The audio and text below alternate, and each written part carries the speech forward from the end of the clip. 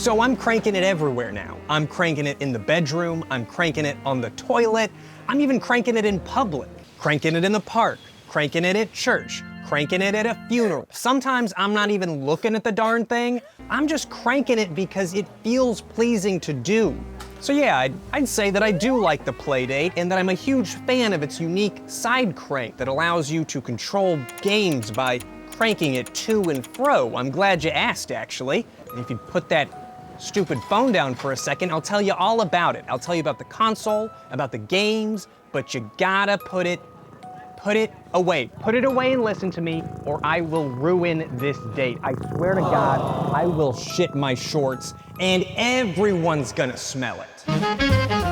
The Playdate is a gaming console that was first announced back in 2019 and then released in 2022. The console is a little shorter than 3 inches long on each side, and it's 12 Dave & Buster's credit cards tall to give you a better grasp on just how small this thing is. And now I'll get a grasp of it myself so that you can see how it fits in my nimbly fingered pasty whites. Some older handheld consoles are too small and unwieldy for my bony sausages to grip comfortably, but the Playdate feels good. The body of the console has these crisp corners on the edge that feel really pleasing on my finger pads, and the buttons are clicky and satisfying to press. Playdate features a crisp 400 by 240 resolution screen that measures in at 2.7 inches diagonally. I know that that might seem small, but it also is small. It doesn't just seem that way.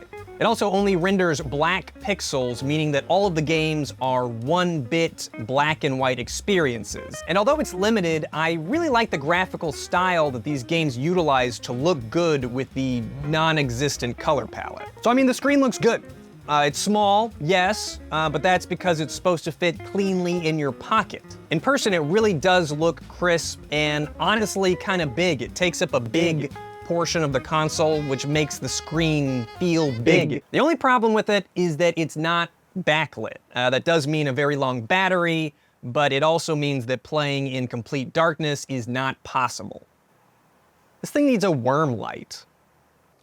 Worms make everything better. The build quality feels really solid to me. I never feel the plastic bending or creaking as I play.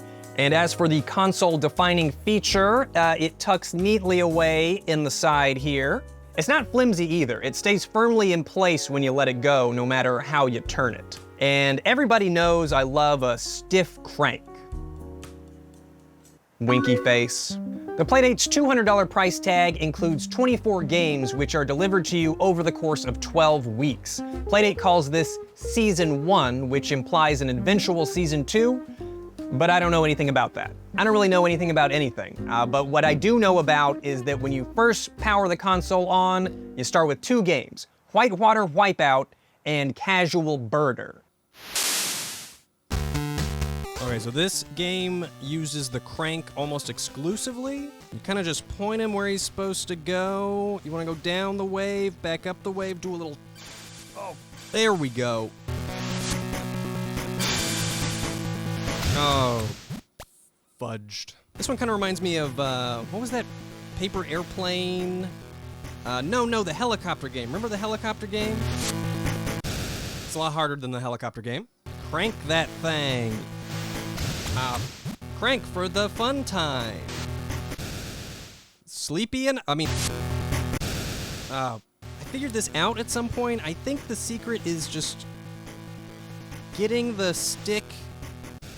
I think the secret is putting the crank in the right position as you land. Oh, come on. This is fun. This is fun. I figured this out at one point. Look at my high score. You can tell that I figured it out at one point. Give me a second. There we go. Johnny Tsunami. Hell yeah. Oh, shit. I know Johnny Sumami and Kelly Slater. Okay. Secret is to build up speed. Yeah, just do one little rotation. Get your speed up. Oh, never mind. pretty suck. You get the gist of this one, right? It's okay. I think it's a nice introduction to the Crank, especially because it's one of the first games that you get on it. But I don't see myself coming back to it very much. It's kind of like that 3DS AR stuff that came included with the console. Neat to show off a feature, but I'm probably not going to play it again. All right, let's check out Casual Birder. It's one of the 2 games that arrives at the first part of Season 1.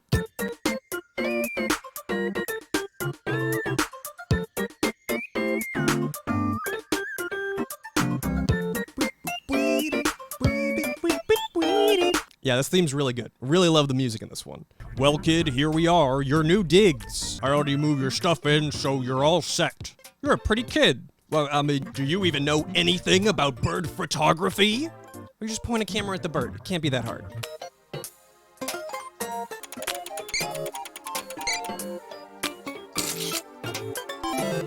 Black-bodied Bobby. They're not even from Birdtown. To Behuth, they can be a nuisance, but Idika, whoa, you got 'em. Nice work, boy. You're a pretty kid. A lot of talking. A lot of, I just want to take pictures of birds. Yeah, this is more like what I want out of a Playdate game. I really like the adventure style, Gameboy, Pokemon-looking games. Sometimes the camera doesn't really want to move. PP McFrog nightstand. Sink and coffee stuff. Computer. I like how you inspect things by just taking pictures of it. I like camera-based games. I think that's a fun mechanic.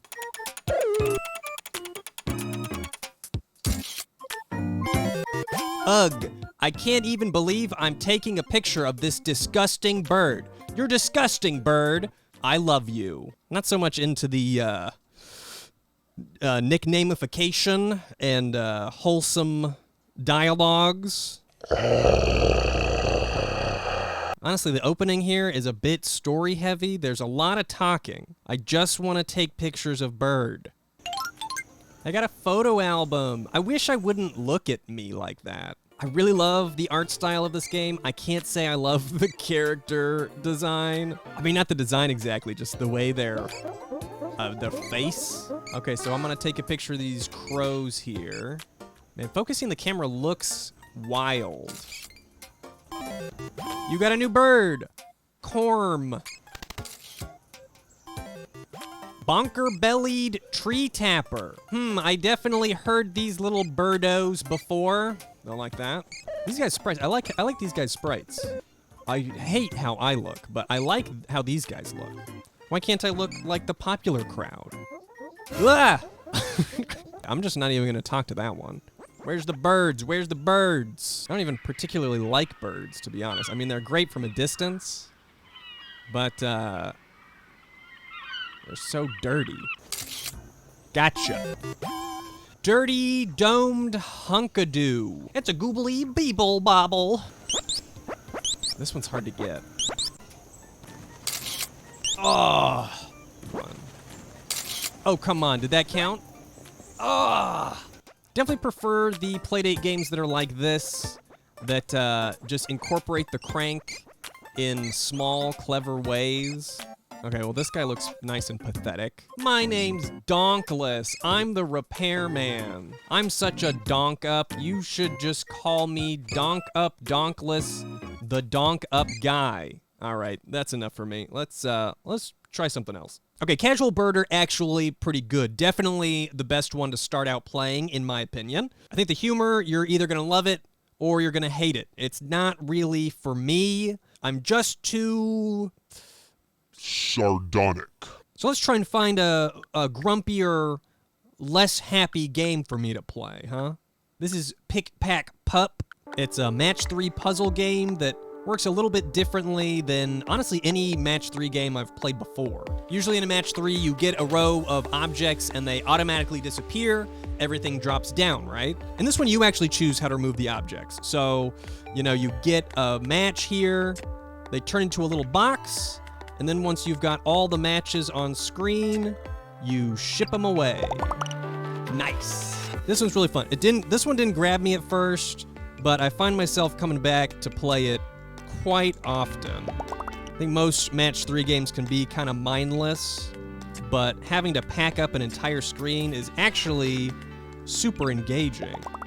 Even though this guy's so judgy, what do you mean okay? That was fantastic. When you do the story mode, you also get objectives that you're trying to do. I didn't like this one at first because it was dog themed. I know everybody likes dogs, but yeah, you know. I'm a cat guy, all right? Why couldn't it have been pick, pack, puss?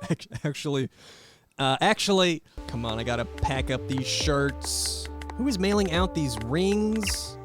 Liquor bottles, puzzle pieces, and shirts. Someone's celebrating an engagement at the puzzle store. She said yes, she said yes. Asked her to marry me at Puzzleopolis, and she said yes. Good boy. Thanks. Our AI algorithms have detected a surge in demand for banana. I want to see banana soaring out that door and banana soaring through the banana. Oh, it's little fruits. I like that the stuff changes. I like that I'm shipping bananas. Are dogs allowed to eat bananas? I guess dogs can eat kind of anything. Yeah, so I like that you make these weird Tetris pieces too. It's not just a straight line. Don't you just hate it when Adam and Eve doesn't use discrete shipping, shows up at your door, you're like, oh, my neighbor's gonna know exactly what that is. It's a banana. Oh, watch this, watch this. Nice. This was pretty easy to grasp, pretty difficult to put down. Just like my, bananas. So the story mode is told through a comic, which is kind of cool. I think this is the only time you use the crank. You can crank through the, comic here. I don't really know what's going on in the story. I mean, it's chapter 4. I should know what's going on. It's just a dog. He's going around, shipping boxes, drinking piss. Pretty good. This one's actually really good. I wasn't wowed at first, but I can't help but come back and pick back up, pick Pack Pup. This guy's kind of a dick, you know? He seems nice at first, but he's actually pretty judgmental. Actually just got this part of Season 1 today. I've been very excited to try out Executive Golf DX, and I'm going to give it a go.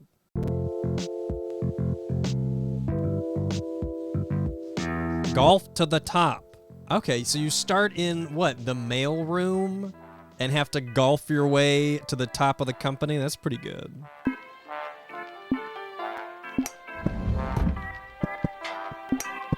Okay, so it plays like your typical golf game. Aim the shot, bink the bonk. You know, this game lets me use the crank, but I actually find it a bit easier to use the D-pad. Oh, I think I picked up a power-up. I got Super Bounce. Whoa! Side-scrolling golf is an interesting concept. Golf is one of those things I feel like you might need the third dimension for. Come on, baby. Come on, baby. This is it. This is it. Oh. Oh my god. Dude, this is hard. Not only am I golfing in 2 dimensions, but I'm trying to golf up. It's a very difficult direction to golf. Yeah, so this is the game I was most excited for. Out of all 24, this is the game I really wanted to play. So I'm very excited to finally give it a try. This guy's kind of a dick. And what if I just try and go atop the shelf? Okay. Executive Golf, Executive Golf. Not so much into the nicknameification. Let's try Zipper. So the idea is that you're like a samurai guy, Jami Sumami. You're very fast, but you can only move in one direction at a time. I guess that's how we're always moving. You want to zip past these guys. You want to go right by them, and that's how you commit your murder. A screen like this, you can't go straight at anybody, so you kind of plan out your move, and you use the crank, and you can see, like, the ghosts of your future. Yeah, dead. Ooh, this one's easy to learn the rules of, and just really hard to do. Okay, is it conveying to you guys that the crank is showing how the turn is gonna play out? Maybe the strategy is to take, like, really short steps so that the other guy can't catch me. Yeah, there we go. Oh! What? What? Okay, well, this is a very stylish, thematic, movement puzzle game. The problem is when you die, you go all the way back to the start, man. I don't know if there's checkpoints. I don't know if there's levels. All I know is death. Oh, it's not your fault. I'm simply much more skilled than you. This game's really fun. Honestly, I really like Zipper. It's just brutal, man. Once you start getting a little good, it's so tempting to just zip through all the levels as fast as you can. But it's really about careful planning most of the time. I just need an easy mode. I just need like a little bitty baby mode. If they get a clear shot at me, I'm done for. Well, what does that mean? I really like the mechanic. I just can't get anywhere. Let's try, what's this eyeball? You're like an eyeball traveling through circle land. Yeah, this one's an interesting puzzle, but I can't say it's very exciting. This one's almost more of a golf game than the golf game was. Hole in one! Honestly, a lot of these games are really small in scale. Let's take Flipper Lifter, for example. This game is based on penguins they're from Happy Feet. You pretty much just deliver penguins up and down an elevator. Stuff like this is fine. I mean, it's cute, but I can't say that I'm all that interested in it. A lot of these crank-centric games are just like, where's the longevity? Longevity? Neon Genesis Illongevity. I'm pretty sure that Pack Pup is my favorite of the small games. I don't find myself playing many of the others.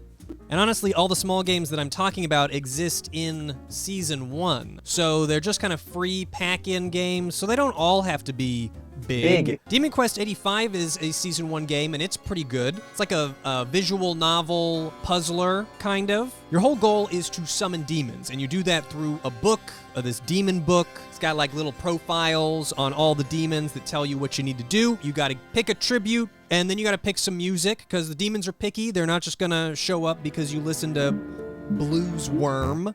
And then you pick 3 of your classmates to join the seance. It doesn't look it at first, but it's actually a pretty story-heavy game. I enjoyed streaming it because it kind of streams like a choose-your-own-adventure movie, but I don't think I would play it very much alone. I'm not a very good reader. Sleepy, so I kind of need the audience there to remind me what is happening. So far, I think DemonQuest has been the best Season 1 game. At least the best big Season 1 game. I really like Pack Pup. Pack Pup is one of my favorites. Let's take a look at the catalog. The catalog is an app that comes installed on the Playdate. I should mention that this thing is Wi-Fi capable.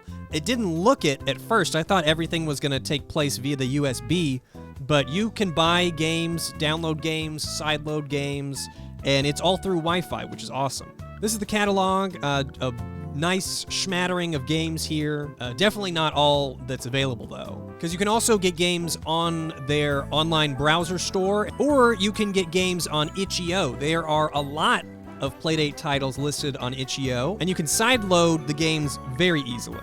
Let's play some Post Hero. Post Hero could be my all-time Playdate favorite. Post Hero is a classic adventure-style game. It's your first day on the job as a postman, and you must go house to house, fulfilling your obligation to get package on porch. That's, of course, not as easy as it sounds, because there's various obstacles preventing you from delivering your package, like this one here. A vampire. Can't deliver package to a vampire. Not sure why. Seems a little judgmental. I really like the size of the map on this one. There's a whole little town for you to explore. There's areas for you to unlock, lots of people to meet. I find myself picking this one up a lot. I'm a little bit stuck right now. I've gotten to a point in the game where I'm not totally sure what my next move is. I know if I just keep wandering around and talking to people, I'm bound to figure it out. This provides some good challenge that's not crank crank-based. In fact, this doesn't use the crank at all, and I'm totally fine with that. I also really love that you can die in this game by doing stupid shit. This one's kind of difficult to play and talk about because, as I said before, I'm stuck. But I do really love this one. I think I'm gonna commit to the idea that this is my favorite Playdate game so far. It's definitely one of the biggest. It does not feel like a demo or like a tiny micro experience. This is a full adventure game, and it'll take some time to beat. If Post Hero is at the top of my Playdate list, then I think Eyeland is right behind it. It's meant to be beaten in about an hour, and that's very doable. It's pretty easy to get through. I really love the graphics of this game. This is badass sunset.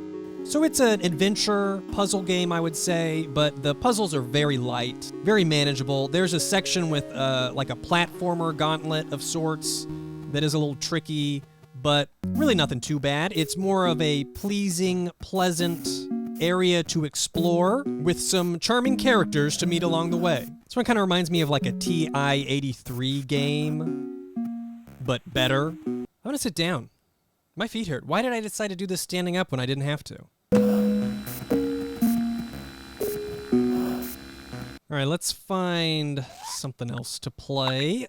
Lil Slotty. Well, you know I'm feeling a little slotty.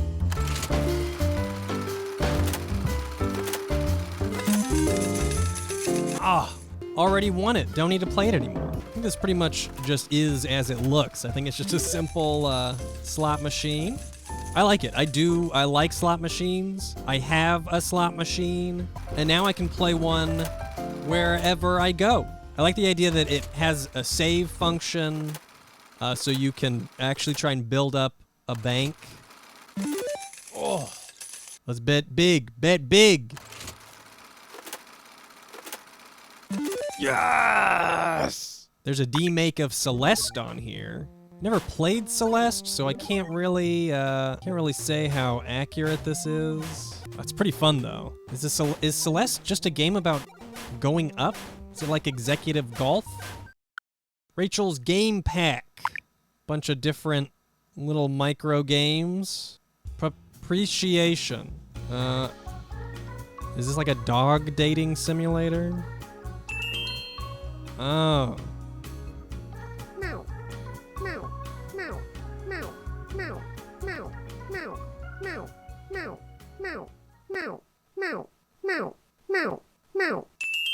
Well, that one was actually a little bit fun. High Five King. Win or lose, let's just have fun. Where are my cats?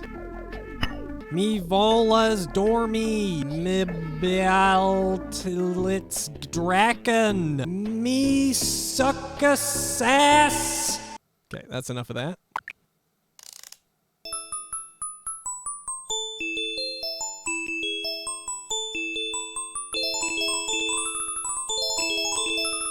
P-Racing's pretty good.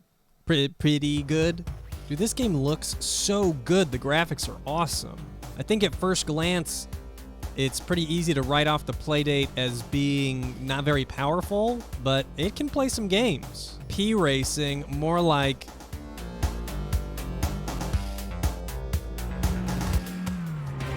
Was there ever any doubt? Oh my god, I love this level. They should make a version of this game that just lets you casual drive. I don't even need to race. I just want to drive around these environments. Oh, hey, there's missions? Catch all the birds in the city. Oh my god. Okay, well this just became one of my favorite games. You just get to drive around the city doing missions? Let's try deliveries. Complete all the deliveries on time. Press and hold up to open city map. Oh my god.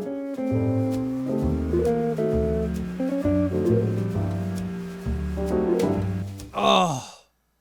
Okay, that's awesome though. P-Racing, worth a look. Arena?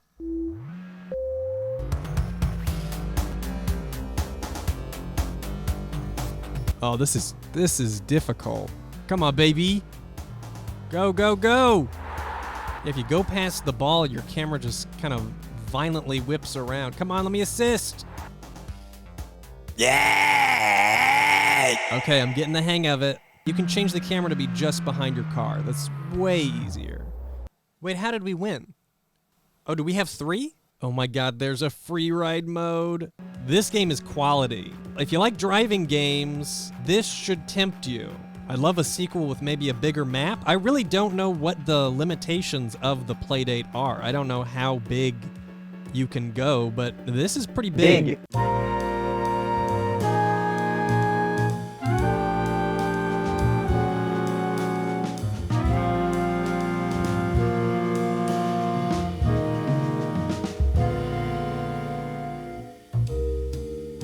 So obviously, I haven't had a chance to try out all of the games from Season 1 just yet.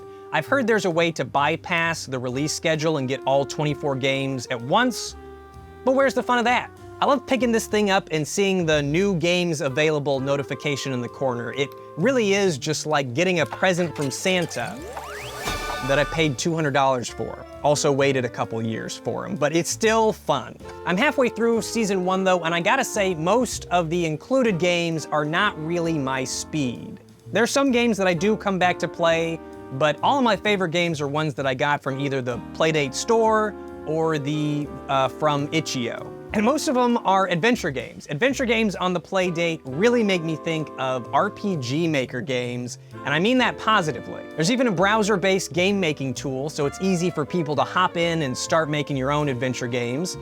I could see this being the Playdate's dominant genre over time, and I'm very excited about that. The Playdate is just a good way to indie game on the go. I feel like you don't see a bunch of indie games with mobile releases. I mainly see like what's the evil grandma game? As for whether or not the Playdate is worth the price tag of $200, for me, I'm gonna say yeah, I think that was a fair price. In fact, if you plan on getting one, I think you should up it a little bit and get the bundle that comes with the case, because not only is it extremely nifty, but it does a great job of protecting the screen, which is nice and big and seems like a pain to replace.